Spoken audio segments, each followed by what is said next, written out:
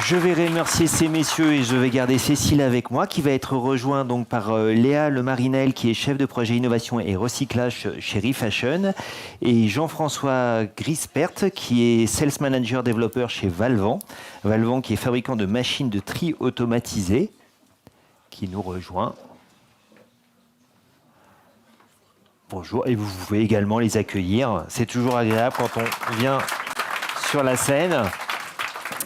Alors on a parlé beaucoup de tri, évidemment. On a rappelé à quel point c'était important d'avoir un gisement qui était qualifié en amont. Vous aviez tout à l'heure parlé, Cécile, effectivement, du fait qu'à un moment, le tri automatisé, c'était presque un rêve, et qu'aujourd'hui, ce rêve, il s'est réalisé, ou en tout cas, il est en cours.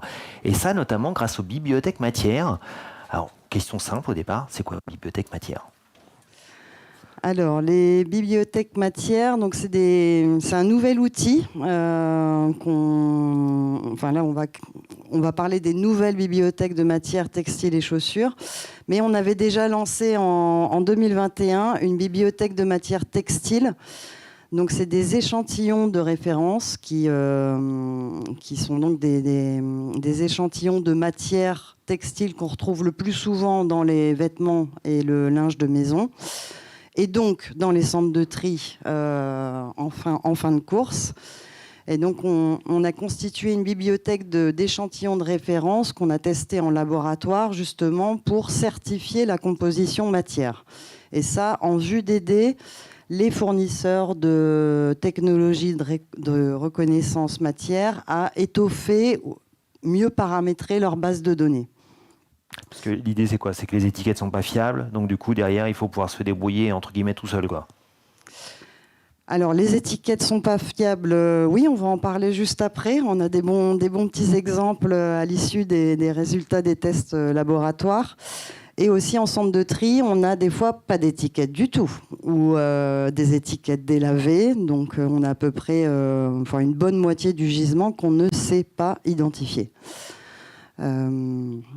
Donc voilà, on a créé ces bibliothèques et donc comme on a fourni toutes les copies de la première bibliothèque matière textile, on a décidé de relancer une bibliothèque de matière textile. Et nouveauté, on a créé également son équivalent pour les matières chaussures, justement pour améliorer le tri des chaussures, comme on parlait juste avant, en vue du recyclage.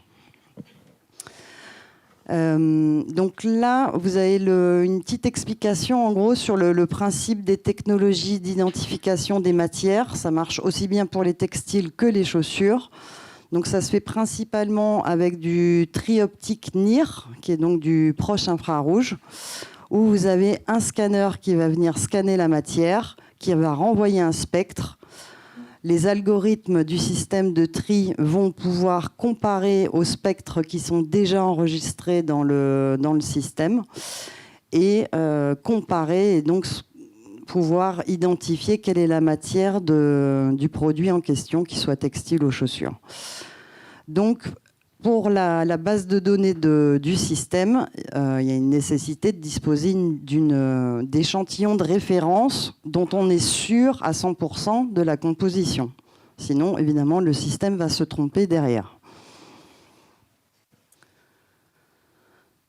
Donc pour la nouvelle bibliothèque de matières textiles, donc on a 28 catégories de composition matière. Donc c'est les 24 catégories qu'on avait dans l'ancienne bibliothèque auxquelles on a rajouté 4 nouvelles catégories sur la base de la caractérisation justement qu'on a faite en 2023 sur le gisement textile. Donc là, dans ces 28 catégories, vous avez 7 matières pures. Hein. Donc très classiquement, on a le coton, le polyester, polyamide, acrylique, laine et aussi l'élastane. Parce que l'élastane, il faut savoir le détecter. En tout cas, on voulait aider à la détection de l'élastane. Et ensuite, on a des mélanges de toutes ces fibres textiles. Donc, on s'est approvisionné en échantillons, donc principalement et en premier lieu auprès d'industriels en France, mais on est aussi allé sourcer dans le commerce et chez les fournisseurs de stocks dormants. À la suite de ça, on a envoyé tous les échantillons en laboratoire. Faut savoir qu'on en a envoyé à peu près 550. Et on a ensuite pu consolider et la bibliothèque et les informations dans une base de données. Donc, voici la bibliothèque finale des matières textiles. Donc, c'est super petit, mais vous avez le nombre d'échantillons par catégorie de matière. Donc, on a 25 échantillons au maximum par catégorie, jusqu'à l'élastane où on en a trouvé 7. Donc, on a fait 10 exemplaires identiques pour cette bibliothèque matière textile. Et au total, on a 464 échantillons par exemplaire. Alors, pourquoi le 464 ? Évidemment, ce n'était pas le chiffre qu'on visait au départ. C'est à la suite des tests en laboratoire. On a donc testé tous ces échantillons sur la norme ISO 1833, qui est donc la norme qui est suivie pour certifier la composition matière d'un tissu. Et on a eu pas mal d'échantillons qui n'étaient pas bons du tout. Donc principalement ceux qui sont en jaune là sur le graphique. Donc principalement les mélanges avec de la laine et les mélanges avec de l'acrylique. Et on a une bien meilleure conformité sur les matières pures qu'on retrouve sur le haut du graphique.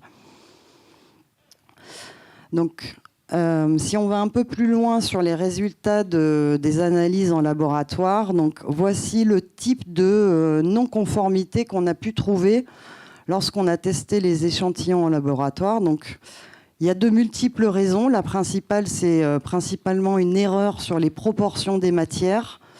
Donc, selon la norme, il ne faut pas que ça dépasse plus ou moins 3%. Et là, on est arrivé à des plus ou moins 10-15% sur les résultats de tests labo. Mais il peut y avoir aussi une matière supplémentaire qui a été trouvée, une matière en moins, une matière qui remplace une autre, et puis des petits combos avec des remplacements de matière et en plus une matière extra qu'on a trouvée. Sur le bas ici du graphique, vous avez le détail de taux de conformité pour chaque type d'échantillon qu'on a sourcé, et donc sans surprise ou heureusement, on a un meilleur taux de conformité sur les échantillons sourcés à partir d'industriels. Par contre, les échantillons issus du commerce et des stocks dormants, on a juste en dessous de la moitié de conformité aux tests laboratoires. Et c'est tout à fait en ligne avec ce qu'on avait sur la première bibliothèque de matière textile. On avait un meilleur résultat quand même sur les échantillons industriels, mais au global, on est à peu près sur les mêmes chiffres. Donc voilà, les enseignements, c'est facile. C'est impossible de se fier aux étiquettes des vêtements pour réaliser du tri matière fiable. Et c'est aussi très difficile de trouver des échantillons textiles de composition sûrs. Et c'est là que je vais pouvoir passer la parole peut-être à Jean-François de Valvan. Oui, effectivement. Donc, je le disais, vous êtes fabricant de machines de tri automatisées et vous avez notamment utilisé la première bibliothèque Refashion. Oui, et encore toujours. Oui. Toujours encore oui, maintenant. Oui. Et donc, en quoi c'est pour vous important d'avoir utilisé cette bibliothèque ? C'est à faire avec la précision de détection, parce qu'on a la technologie du infrarouge, ça c'est bien, on reçoit l'information, mais après on doit encore le traiter. Et pour ça, on a besoin de la bibliothèque. Et avec une bibliothèque, disons avec une qualité basse, le résultat de détection va être mauvais, tout simplement. Comme ça ? Oui. Parfait. Oui, ok. Yeah. C'est mieux. Donc ça, c'est la raison pour laquelle on a besoin.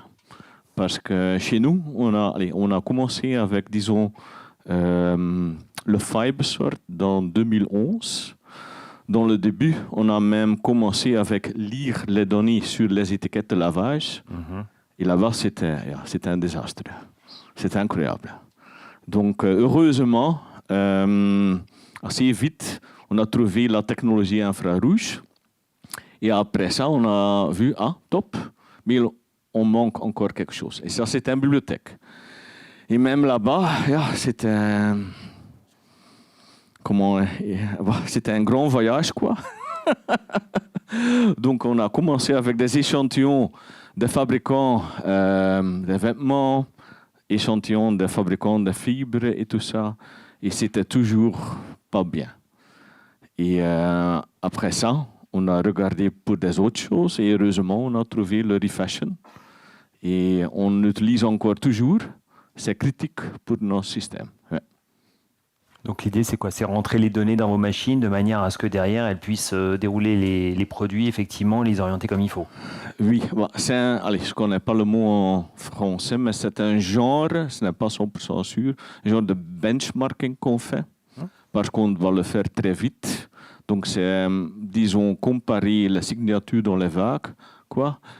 Et là-bas, on dépend sur la précision des échantillons. Et pour ça, on utilise, disons, le fichier de données de Refashion, quoi. C'est très important, ça. Effectivement. Et du coup, c'est-à-dire qu'aujourd'hui, toutes vos machines sont équipées de ce type de bibliothèque? Oui, en effet. D'accord, Oui. très bien.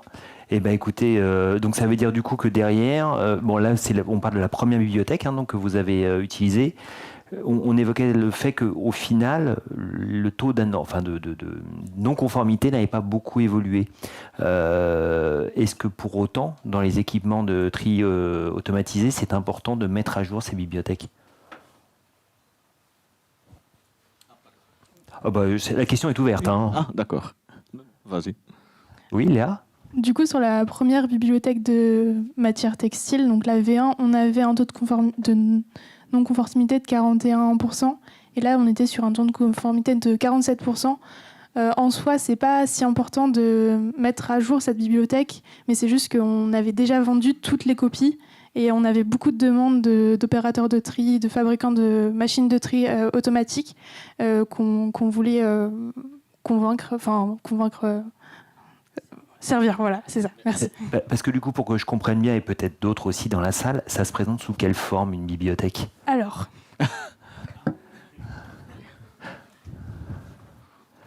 ah bah c'est une valise. Et ben voilà, on reste dans les vêtements. Oui. Oui, c'était le meilleur packaging qu'on ait trouvé. Donc là, vous avez l'intérieur de la bibliothèque. Vous pouvez venir voir après en vrai, bien sûr. Mais en gros, c'est des échantillons de tissu, tricot. On a quelques pelotes. Et bien sûr, pour l'élastane, on a des filaments d'élastane, étant donné qu'il n'y a pas de tissu en 100% élastane. Voilà. Donc on a 10 exemplaires identiques qui sont donc disponibles pour les prochains développeurs de systèmes automatisés de reconnaissance des matières textiles. D'accord, effectivement, c'est éloquent. Ça méritait d'être montré. Et du coup, donc là, on parlait des bibliothèques textiles, mais pour autant, comme on l'a fait tout à l'heure, on parle également de plus en plus des chaussures. Et donc ça, j'ai cru comprendre que Refashion s'y est aussi penché. oui, exactement. Donc, fort de l'expérience qu'on a développée sur les 2 premières bibliothèques. Et pour poursuivre les travaux sur la chaussure, on a travaillé du coup sur une bibliothèque de matière chaussure, donc qui est aussi ici en beige cette fois. Donc la méthodologie, elle était identique à celle de la bibliothèque de matière textile. Donc la première étape, c'était de définir les catégories matières qu'on allait y inclure. On s'est focalisé uniquement sur les matières qui étaient présentes dans les semelles et les talons. Comme on a vu tout à l'heure, c'est la partie la plus importante et la plus simple, entre guillemets. Ensuite, on est allé s'approvisionner en échantillons chez des metteurs en marché, des fabricants de semelles ou des fournisseurs de cordonnerie. L'étape suivante, c'était aussi de vérifier les compositions des échantillons en laboratoire.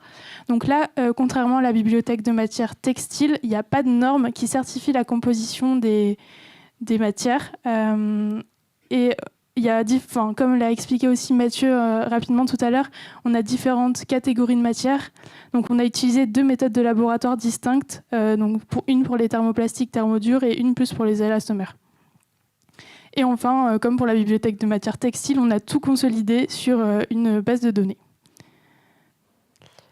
En tout, dans cette bibliothèque de matière chaussures, on a 11 catégories semelles, donc 7 monomatières et 4 matières en mélange.